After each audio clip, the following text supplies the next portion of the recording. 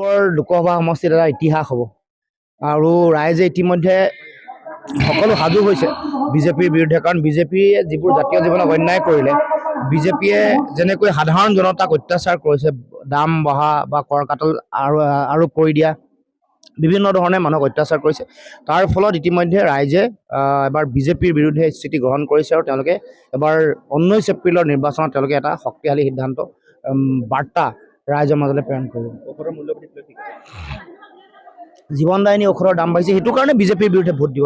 আগৰ পৰাই জীৱনদায়িনী ঔষধৰ দাম আগতেও বঢ়ালে, আকৌ বঢ়াইছে, কৰ কাটলো বঢ়াই আছে। গতিকে সকলো ধৰণৰ সামগ্ৰী, অত্যাৱশ্যকীয় সামগ্ৰীৰ মূল্য, দৰৱৰ মূল্য, তাৰ উপৰিও বিদ্যুতৰ মাচুল বাঢ়িছে, মাটিৰ খাজানা বাঢ়িছে। গতিকে এইবোৰৰ বিৰুদ্ধে এইবাৰ ৰাইজে ভোট দিব।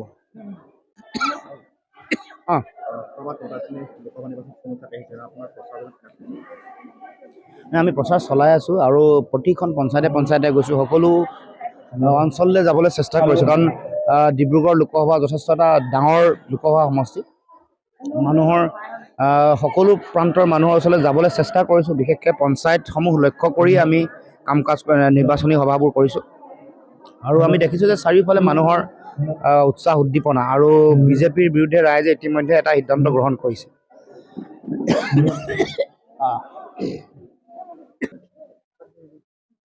হ'বনে?